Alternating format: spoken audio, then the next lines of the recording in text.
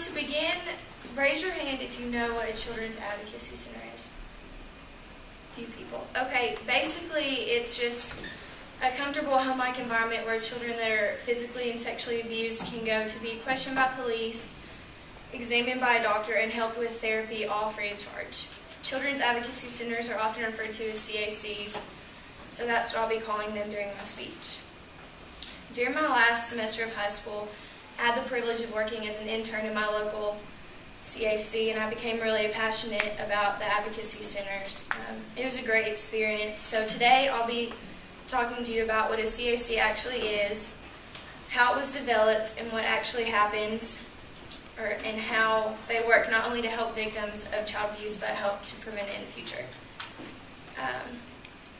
Real quick, I want to tell y'all some facts about child abuse. I found these in an article called Child Abuse and Neglect.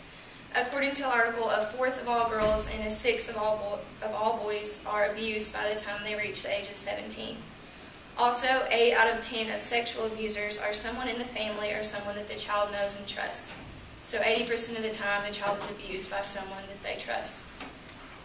Child abuse is a bigger problem in our country than most people think because so many cases aren't reported every year. This may be because the child is afraid of the abuser, or they may not even know that they're being abused. On the National Children's Advocacy Center website, I found that since its creation in 1985 by Bud Kramer, CACs all over the country have been able to help 250,000 child abuse victims every year. Bud Kramer thought to create the CAC because the National Criminal Justice System and social service weren't working together to fight child abuse. They were fighting the problem separately, but this caused more distress for the children because they had to tell their stories in all these different places to people that they didn't know. To minimize this distress, children can be interviewed, examined, and provided therapy all in the same place for free. CACs are located in actual homes so that the kids feel more comfortable, and the interview rooms look like traditional living rooms, and cameras are hidden so that children aren't scared while they're being questioned. Next, I'm going to talk about what actually happens when a child is taken to a CAC.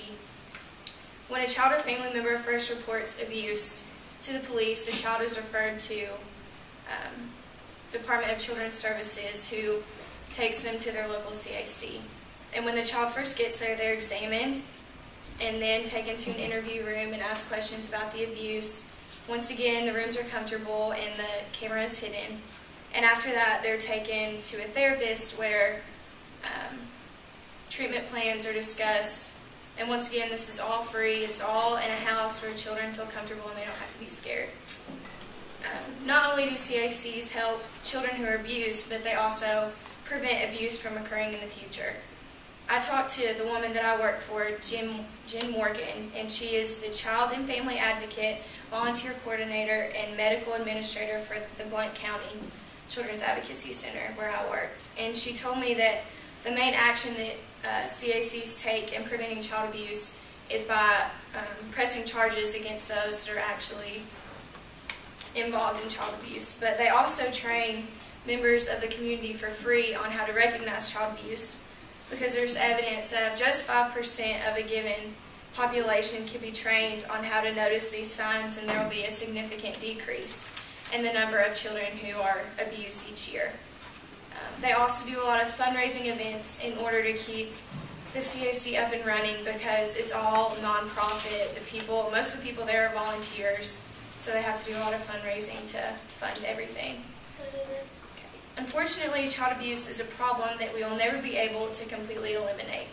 However, there are steps that we can all take to help minimize it. Obviously, if you know or suspect that a child is being abused, you should report it.